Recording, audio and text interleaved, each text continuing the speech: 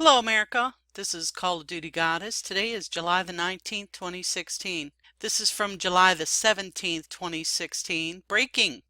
New Black Panthers held secret meeting yesterday in Baton Rouge. Is there a connection to the police ambush?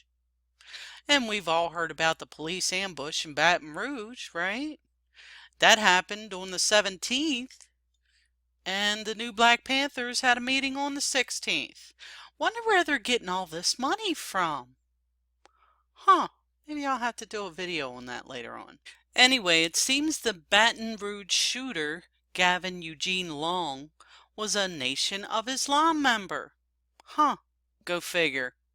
I think I did a video on that about how Obama, Nation of Islam, Huey P. Newton Gun Club, and the Black Panthers are all connected. Anyway, let's hear a little bit about this shooter from a news conference held. It is the chilling and the sheer brutality of the shooting. There is no doubt whatsoever that these officers were intentionally targeted and assassinated.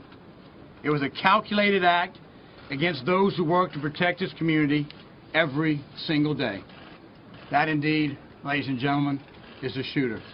That is engagement. You'll see that his movements are articulated, they're intact, they're combative, and they're real. You know, I'm not saying that this is or isn't real. I'm not saying anything of the like.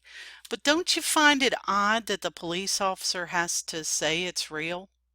It's almost as if they're monitoring social media to see what people are saying. I'm sorry, I had to say that. We are building a timeline from 8:40 yesterday morning and working backward to determine where the suspect has been. As a lead agency, the Louisiana State Police is going wherever this investigation takes us. We are working hand in hand with the assistance of police, both the Baton Rouge Police Department, East Baton Rouge Parish Sheriff's Office, our federal partners within Louisiana and around the United States. So they're working with federal partners around the United States to combat this terror suspect. And I can understand where he's coming from on that. This is a horrific act. But let's see where this leads us. So anytime I think of terrorism, domestic or abroad, I automatically think of the White House. I don't know. Just something about the Muslim Brotherhood squatter in the White House that just makes me automatically go to the White House when there's terrorism, either domestic or foreign.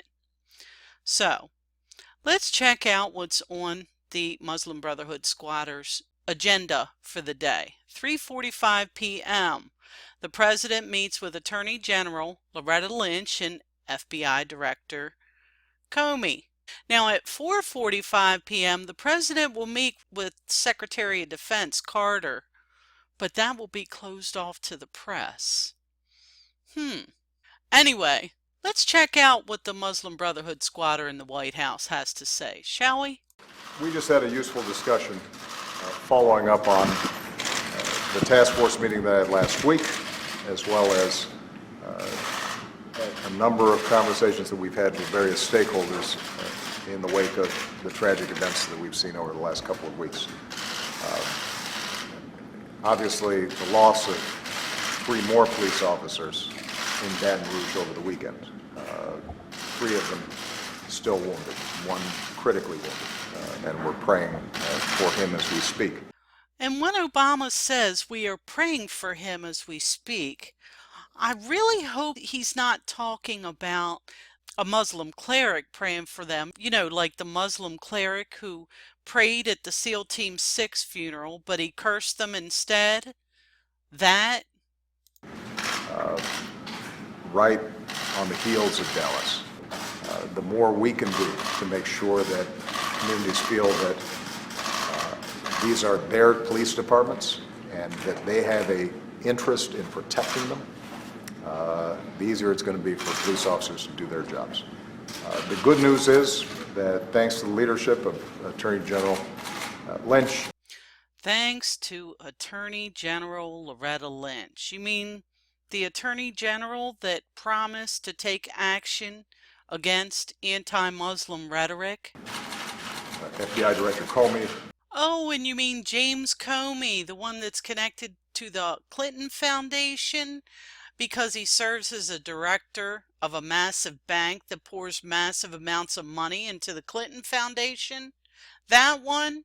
And the Clinton Foundation, you know, the one that's actually called the Clinton Global Initiative? You know, that foundation that is a global initiative, like to bring the world into a new world order global thing? That one? As well as Secretary Jeh Johnson. And good old Jeh Johnson, the attorney millionaire, who knows nothing about the Department of Homeland Security, by the way. He was honored by the Muslim Public Affairs Council. If you're wondering what the Muslim Public Affairs Council is, it was established in 1988 by followers of the Muslim Brotherhood and admirers of Hezbollah. In reality, MPAC is yet another Islamist wolf in the social justice clothing of the hard left. Its founders include Hassan Hathal, the former MPAC president who has described himself as a close disciple of Muslim Brotherhood founder Hassan al-Banna. At DHS, we do have a toolkit of best practices, of training. Oh yeah, the DHS has a training toolkit, all right. Let's hear what this guy has to say who retired from the DHS, who was investigated 9 times for, get this, investigating terrorism.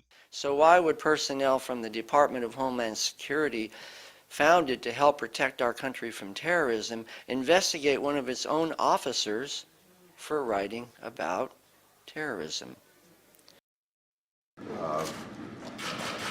Resources and equipment that can help police departments protect their officers, make sure that they can do their jobs. But we're going to have to do more than we are doing. And some of that is engaging at the local level, because this cannot just be a federal top-down initiative. This has to be a local initiative in the 18,000 law enforcement jurisdictions that are out there all across the country. Okay, I can't listen to any more of that.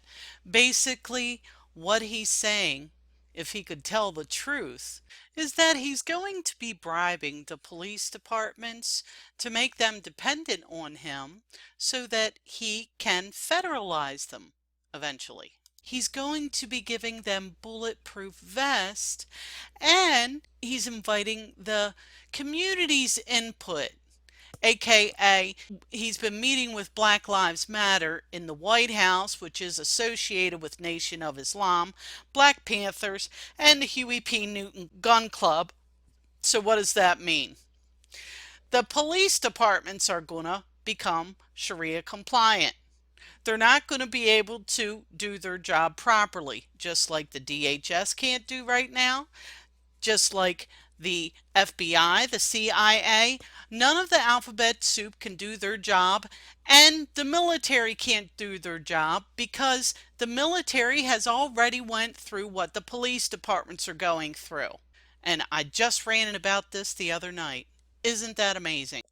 So what they're going to find after a few years is that the police departments are inept, our streets are going insane, and they're going to have to bring in Loretta Lynch's Strong Cities Network, which is the global police force. And before they do that, or probably right alongside of them doing that, they're going to find that our military's inept because, you know, while they're doing all this crap, our military that would protect us is all over the globe. That's why the Turkish Prime Minister had to pull that stunt that he pulled the other night because his military isn't all over the globe. There you have it, folks.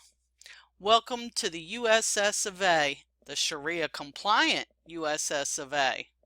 This is Call of Duty Goddess signing off, and as always, I've got your 6.